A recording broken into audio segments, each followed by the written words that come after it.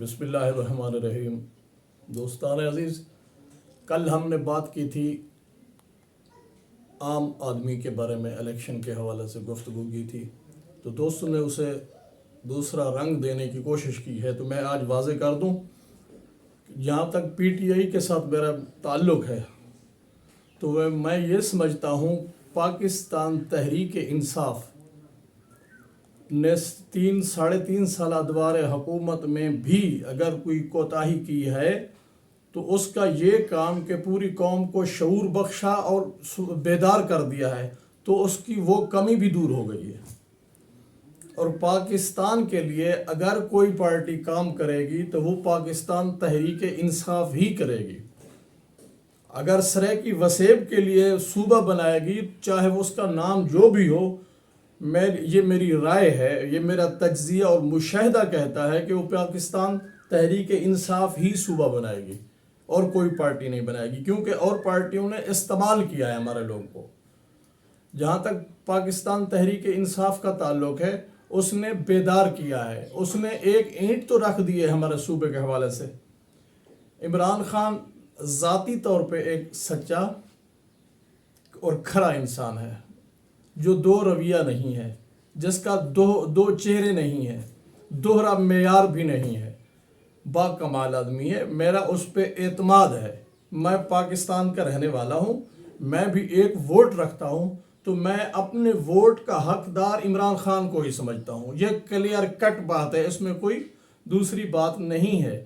ہاں، اگلی بات ہے جو بات کل بھی میں نے کی تھی، دوستوں نے سمجھا نہیں ہے۔ میں کہہ رہا ہوں سرائیکی وسیب کے عام آدمی، وہ لوگ جو ایوان بالا یا ایوان زیریں تک پہنچنا چاہتے ہیں، جو لوگ یہ سرائیکی وسیب میں جو جبر کی سیاست ہے، جو جگیردار سردار سرمایہ دار گدی نشین پیر، انہوں نے جو چکر دیا ہوا ہے، انہوں نے جو اپنے لیے عوام کو حلوہ بنایا ہوا ہے، اپنے لیے لوگوں کو برفی بنا کے کھا رہے ہیں، یہ جو لوگ مختلف جھوٹوں سے جو لوگوں کی جیبیں خالی کر رہے ہیں، میں نے ان کے بارے میں کہا تھا کہ ان کو الگ کرنے کے لیے نئے لوگوں کو، عام آدمی کو محنت کرنی پڑے گی۔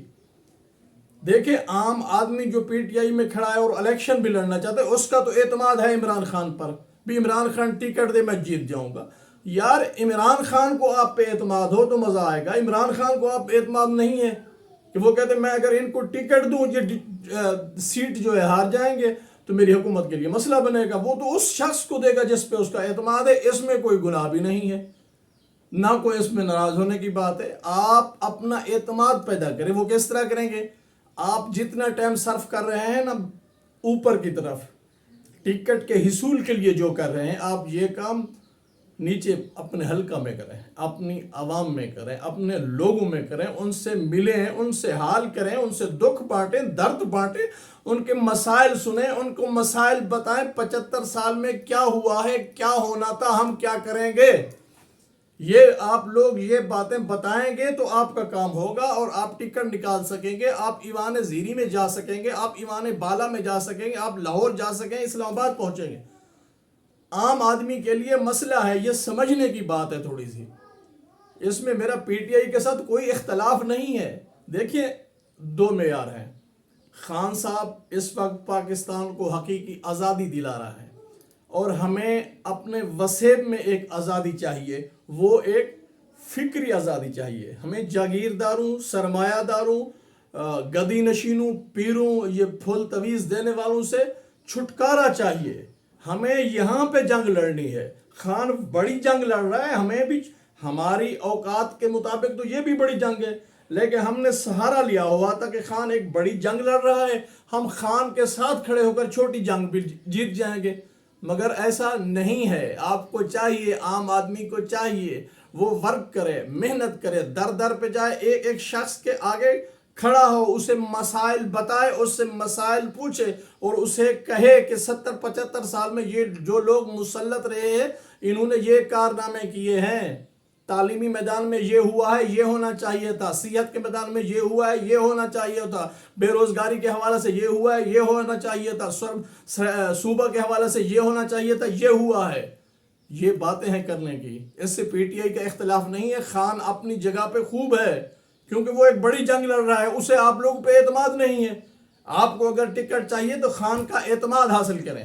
دوسرا راستہ ہے آپ اپنے حلقے میں کھڑیں, اپنی زمین کے ساتھ ملحق کھڑیں, ان کے زمینی حقائق پہ چلیں, اور سب سے بڑی بات وہ ہے کہ آپ میدان میں استحکام سے کھڑے ہوں.